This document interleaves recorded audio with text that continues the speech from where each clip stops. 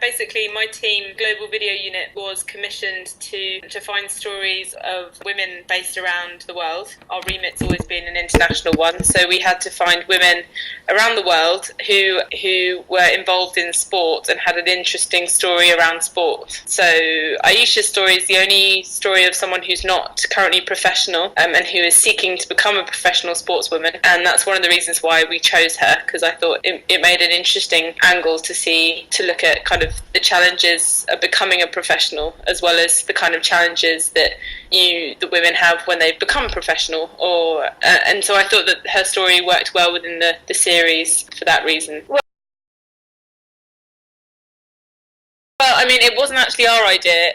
So an old boss of ours who worked for the kind of commercial arm of the BBC basically suggested it as a series idea, and other commissioners at the BBC said that they'd be very interested in taking it. And so he actually said to us, look, would you guys produce a series about women in sports? And then from that we kind of found the stories and started to develop ideas using journalists from the World Service. So my team, the Global Video Unit, was part of the World Service, and as you may know, the World Service broadcasts in I think it's 27 at the moment, 27 different languages around the world. And so when we produce a story or a series, we actually use journalists who are from the places where we're telling the stories. So our first call out was to all of the various language service people, all of the journalists and producers, and said, look, we want to do a series about women in sport. Do you know any stories from where you're from that you think would work well? And then people pitched their ideas, and we also did our research on my team, and that's how it came about, really.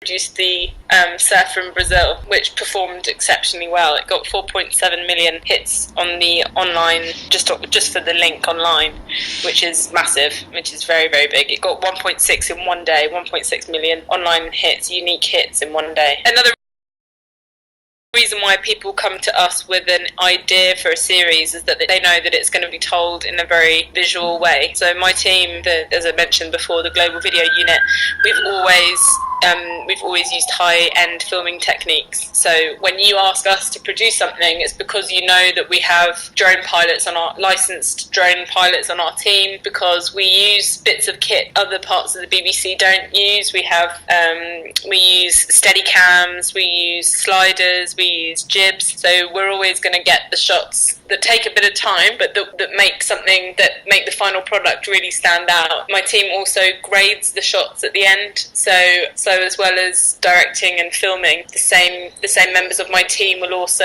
get the audio and grade when we're back in London doing post-production, and they'll edit the shots and they'll grade, and we're all sort of involved in that post-production process. But we've got some very skilled, very, very multi-skilled, talented people on the team. Each one.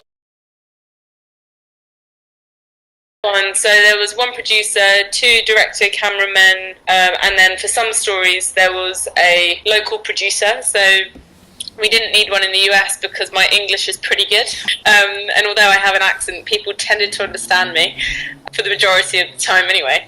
And obviously in Brazil it wasn't quite so straightforward. So we had as I mentioned before, one of the journalists who works with me at the World Service, but is Brazilian and broadcasts in Portuguese. He got involved, Ricardo. So for the Surfer piece there was 4 of us, and for Aisha's piece there were 3 of us. Nothing really. That's another thing, is that my team was always really good value to use, because not only does everyone do everything, but there's not very many of us. It therefore means that there aren't very many of us having to go out and film. The challenges we always face is that because our stuff looks higher end than other things that you might find on a news website, it means that when I plan the shoot, I'm highly aware of the fact that just because you're in one location for an hour doesn't mean that you're going to get a huge amount of shots. That the shots do take longer than you might think, and also just thinking about why you're filming the shot that you're filming, and because a lot of them take a bit of directing, or we really have to think them through before we hit record. It's thinking about whether it's worth it, how each shot is going to fit within the final piece. But that's experience that we've attained obtained over a number of years of working together as a team. Finding out how long it takes to get shots. So we basically think in sequences. I had an idea of where I wanted the story to go before we went out there. I had a clear idea of the kinds of thing that Silvana had told my colleagues, things that I'd read about her as well. So then I thought about how the structure would work, and I talked to the rest of my crew about how the structure would work, and then we went about thinking about the shots that we would need to tell that story, and then use our time accordingly. Really, Brazil, for the Brazilian shoot, Brazil still hasn't totally, or when we were there, hadn't totally decided what its policy on drones was. So we had no problems bringing in, we always check before we go anywhere whether we're able to bring our own drones with us. And we'd done all the research and there was no issue around filming with them.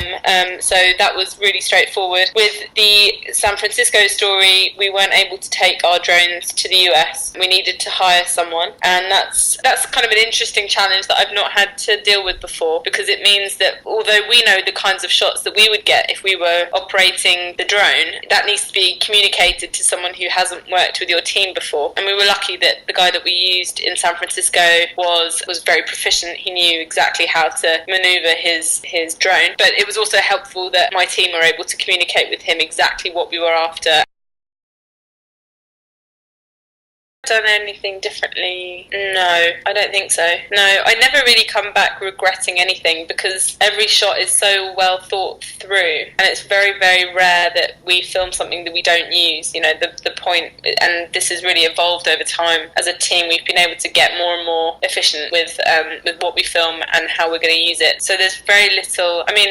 There's not much you can do if San Francisco decides to be rainy the week that you're there. I think we were particularly unlucky with the weather. And obviously, you then have to think, as much as it's awesome to be in San Francisco and to be able to get shots here, we need to... Aisha is the centre of the story. So, there's a little bit of worry that it might not look enough like we were in California. And when you travel all that distance, you you want to show the audience that you've gone all the way to San Francisco and that you're getting those shots. But then when you start to think about what you've got, and we don't have any choice, we're not in San Francisco for weeks. We weren't there for weeks on end. We were only there, I think, for 5 full filming days, and we knew that the weather was going to be pretty bad the whole time. So then, having to think differently, reminding ourselves that Aisha was the centre of the story, and therefore things like the weather, things that we couldn't control, we would just work around. So there isn't really anything I would have done differently. No, I'm really pleased with the final product. I think the series worked brilliantly. I'm really proud of it. It's